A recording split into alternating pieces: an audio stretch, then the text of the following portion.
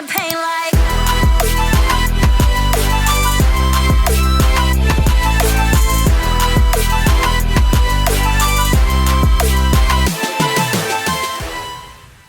Hey guys, dearyoongi here, and welcome back to my channel. If you are active on K-pop social media, then you may have seen people talking about somebody named Beomhan and some rather controversial comments he has been making recently. In today's video, we are going to be reviewing what exactly has happened here for those who might not be aware, but more importantly, what this teaches us and some of the other topics that this controversy opens our eyes to within the K-pop world. So without further ado, let's get started. And first, we'll quickly introduce Beomhan for those who may not be familiar with him before actually discussing what has happened. Harry Woo, better known as Beomhan, how we'll be referring to him in this video as well, is a Chinese-American singer, dancer, rapper, etc. He was formerly a member of pre-debut group MONT Arena, which is a platform for trainees at K-pop label FM Entertainment who will be debuting. Beomhan is also friends with fellow FM Entertainment trainee Jae Chang, who has now since debuted as a member of One Pact, but the pair used to be close, traveling and touring together during their time as FM Entertainment trainees. And during these past few years, Beomhan has made quite a name for himself in the K-pop fandom space, which is of course why his latest controversy has stirred up an interesting topic for my channel. Beomhan is renowned for doing Instagram or YouTube lives where he communicates with his audience, a lot of whom are K-pop fans who have seen him on social media either being funny or as a meme and discussing his time as a K-pop trainee. I've lost count of how many times a funny moment of his has appeared on my YouTube Shorts feed. However, Beomhan did not have the same fate as Jay when it came to debuting as an FM Entertainment artist. On September 6, 2023, FM Entertainment announced that Beomhan's contract with them had been terminated, reportedly due to allegations made by the artist about the agency. This is one of a couple of controversies Beomhan has been involved with before and up until his more recent debut as a solo artist, which was not well received at all, but maybe a topic for another time, mainly just revolving around things that he has said. But this controversy is not the one that we're here to discuss today. We're here to talk about something he has said or done more recently. So what is this controversy we're discussing? Following the US election earlier this month, something I never thought I'd be discussing on my K-pop commentary channel, but here we are, Beomhan went live on Instagram following the confirmation that Donald Trump would be the next president of the United States. And Beomhan said the following comments during his live: "Everyone who is a woman, this week, rest in peace. And I'd like to say rest in peace to our women. We have failed you this week as a country, and Donald Trump, congratulations on being the president. I'm so sorry, and please take a mental health day and go shopping or something." As you can imagine, this was not well received, and fans felt Beomhan's comments came across in a very sarcastic tone. Viewers interpreted what he said as rather disrespectful to women and LGBTQIA+ individuals, who of course would now be fearing for their futures following the news of Trump's election. Viewers especially didn't like the way Beomhan congratulated Trump because it felt as though he was making light of what will now be a very troubling time for some people. I think it was also during this live that Beomhan read out a comment calling him the ahah slur, which a lot of people took offense to him saying too. Now, this whole controversy could have blown over as soon as it started if Beomhan simply apologized for the way his comments came across and confirmed his sincerity in saying he really does feel for those who have been affected by the news. And he did apologize initially. Beomhan tweeted an apology confirming that he is not in any way a Donald Trump supporter and apologizing for any hurt his comments caused, also explaining that the slur he used was just him reading a comment of what somebody had called him rather than saying it because he wanted to use the word, if that makes sense. However, this is a dearyoongi video, so of course you know what I'm going to say. The story doesn't end there, and nothing is ever that straightforward and easy. Regardless of his apology, fans continued to express their discontent towards Beomhan and what had happened on social media. And of course, when people become unhappy about things, they start to drag up older issues too, and fans were calling out past controversies of Beomhan's. This backlash on social media did kind of cause Beomhan to lash out at people online in attempts to defend himself, and we could see him physically getting fed up with the backlash. He started tweeting things like, "Honestly, actually I take it all back and y'all need to shut the F up," "I stand for women's rights and it was a sad day for everyone. Take your frustration out elsewhere and bully someone else." And a few other tweets sort of along the same lines. Then he started responding to tweets directly. So for example, he responded to one tweet outlining the things he had done with a defense for each action. When the fan accused him of saying idols shouldn't date, he countered this by saying he had a girlfriend himself. When the fan accused him of damaging a fan's car, he claims he paid for the damage, that sort of thing. This whole situation was unfortunately escalated even further by an Instagram live, in which we seem to see Beomhan walking around at night, visibly upset, angry and frustrated. He was yelling on this live while reading out some comments critiquing him, and fans took this and ran with it on social media. Fast forward slightly, and Beomhan did eventually do another, more calmer live, in which he tried to apologise properly and explain himself. The apology live, I believe, was quite lengthy, like 40 minutes long, and was mainly Beomhan trying to apologise while also pulling up receipts to defend himself. The tone was quite light and even jokey in places, with Beomhan saying a lot of the hate tweets he saw about himself were sometimes funny. And the comment he said that was actually stuck the most with me was, and I quote, "Like, I don't support Donald Trump, like the same way Kanye didn't support Taylor Swift."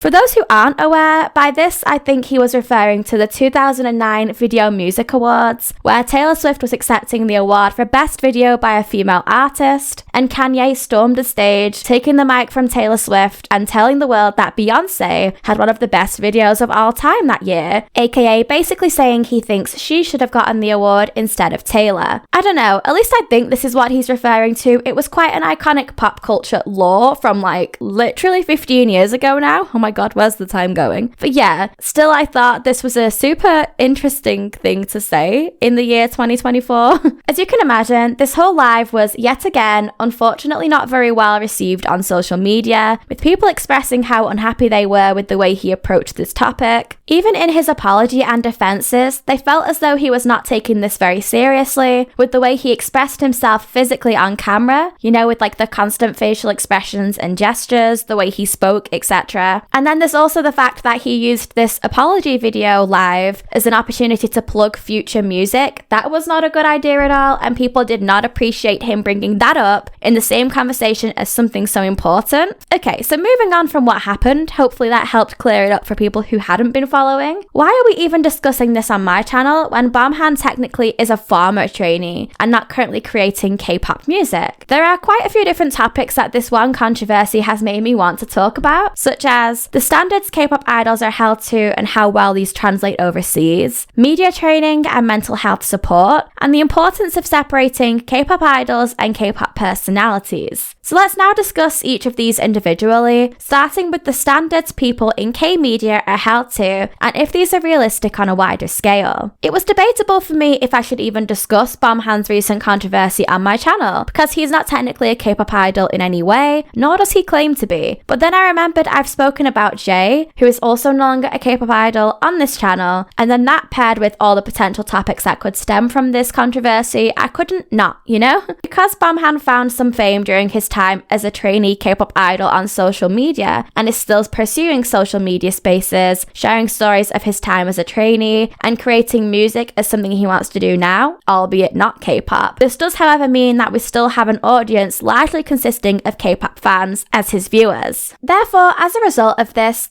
also means that he is held to the same standards as K-pop idols, which we all know are usually higher than that of celebrities in the West. These high standards K-pop fans expect from idols can influence the way they behave, the people they spend time with, pretty much everything in their lives, even right down to the way they speak. But as we all know, these same standards can often be unrealistic and difficult for most regular K-pop idols to entertain, let alone for somebody in Beomhan's situation who is now technically removed from the K-pop industry, living overseas and not technically producing content for the K-pop industry, but it's just being consumed by K-pop fans. Therefore, we as the audience do have to consider this when critiquing him. Of course, the fact he is not a K-pop idol does not at all absolve him or pardon him of anything more controversial that he does. You still have to be a decent person. But I think it is also important for us to remember that the standards and expectations of appropriate behavior might be different overseas in the US than they are in Korea or other places in the world. For Beomhan, in the way he was brought up or locations he's lived in the social media generation, he may feel as though the way he handles things is appropriate. K-pop fans do disagree with this a lot of the time. I know that Beomhan isn't a K-pop idol, so this doesn't relate to him, sure, but with the number of idols from overseas always increasing, I think we need to consider if it is perhaps time to reevaluate the expectations and standards of behavior that idols are held to. Not only were they always ridiculously high to begin with anyway, but when you take into account cultural differences around the globe, these expectations are not always very easy for overseas idols to become accustomed to and to translate across. And the last thing we want is idols to constantly become embroiled in controversy, when really there's just a lack of understanding regarding cultural differences sometimes. So for example, in this instance, let's say Beomhan was a K-pop idol and had debuted as an FM entertainment artist. We don't know if Beomhan could have been sort of laughing through the pain, because this is an awkward situation for him too, with him also being American, and maybe the only way he knows to address uncomfortable topics is through humor. Some netizens might find this rude and disrespectful. Other areas of the world might relate to that more than somebody who is on their best behavior and says nothing. Okay, moving on to another important thing this topic has brought to my attention that I would like us to discuss, and that is some things that this industry appears to be lacking: mental health support and potentially even media training. I don't want this to sound in any way like I'm trying to make excuses for Beomhan or anybody for that matter when it comes to offending fans with what sometimes is simply just inconsiderate behavior and nothing else. However, there is one very clear issue that has always been there within the K-pop industry, and that is a lack of mental health support. Beomhan has spoken openly multiple times about his struggles with mental health. Many believe this is why he was dismissed from his company for expressing their lack of support for him in that area, but please don't quote me on that. I'm not trying to get sued, just sharing with you guys what I know.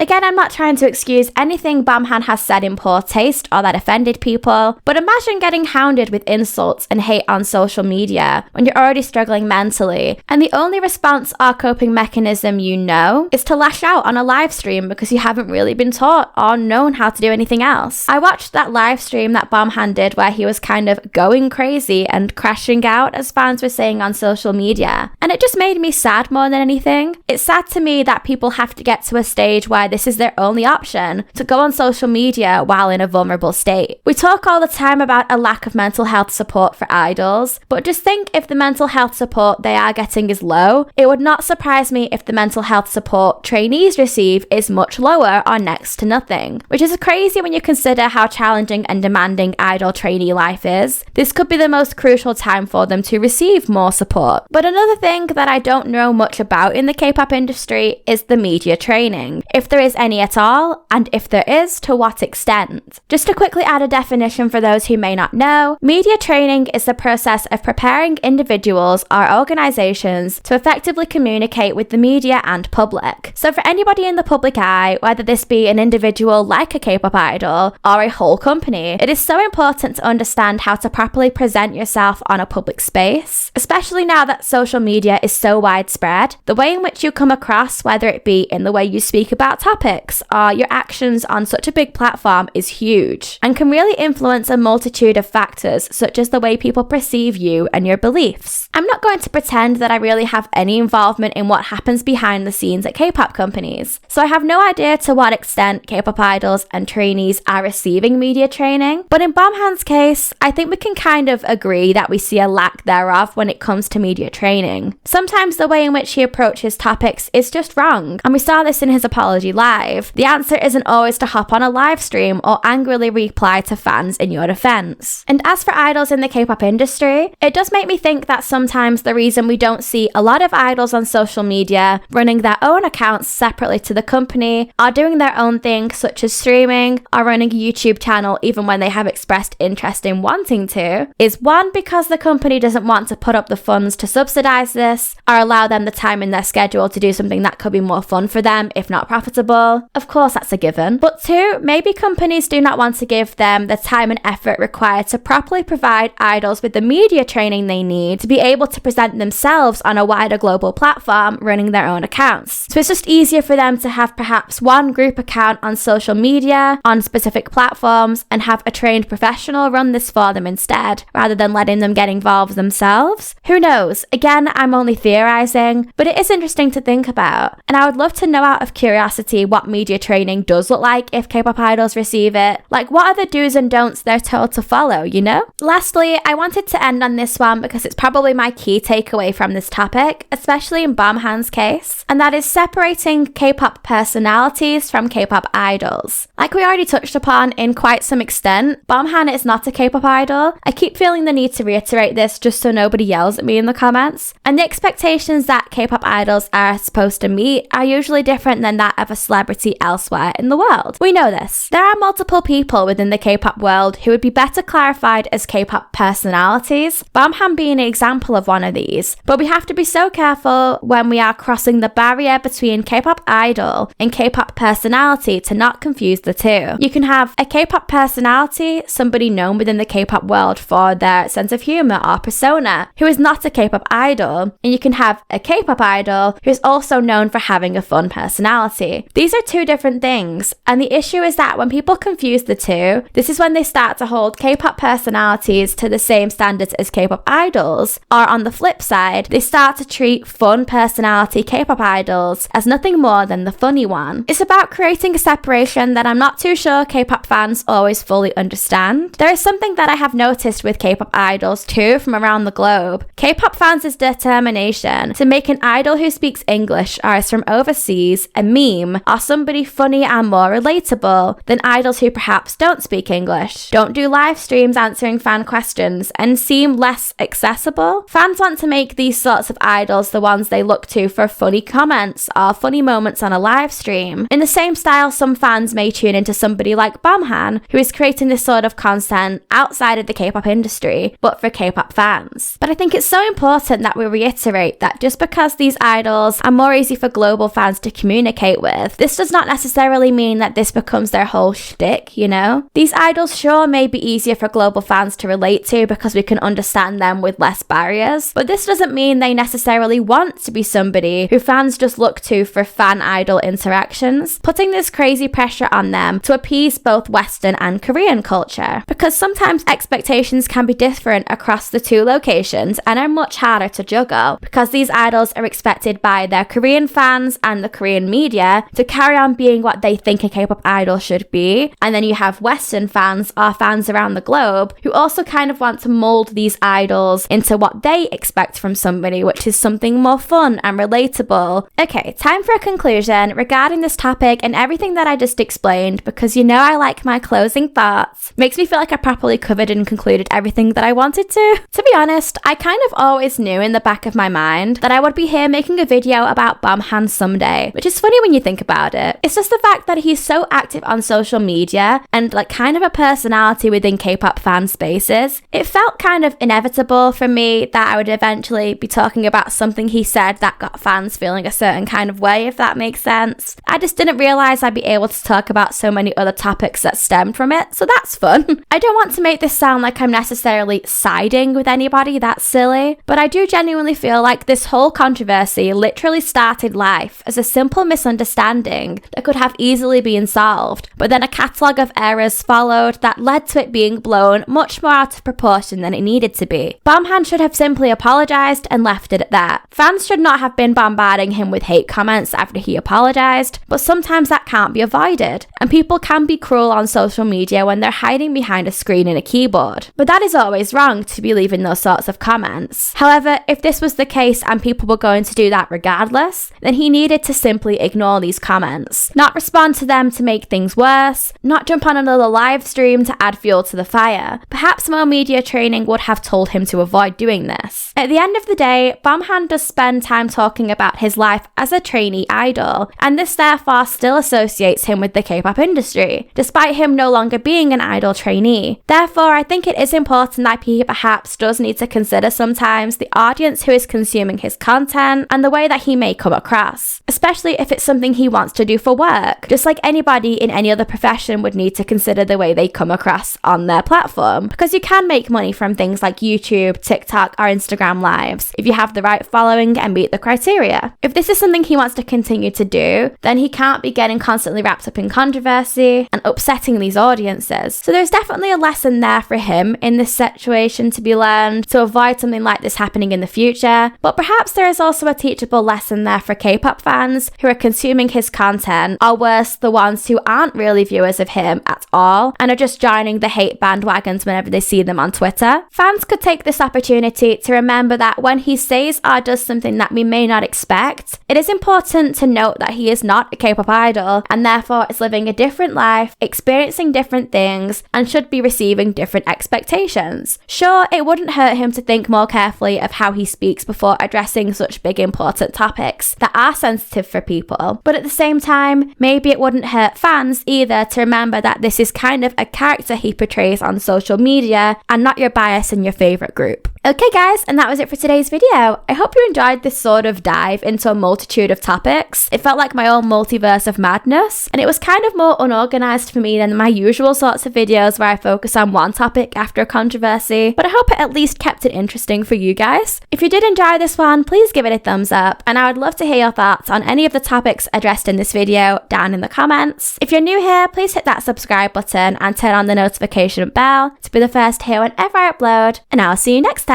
Bye guys!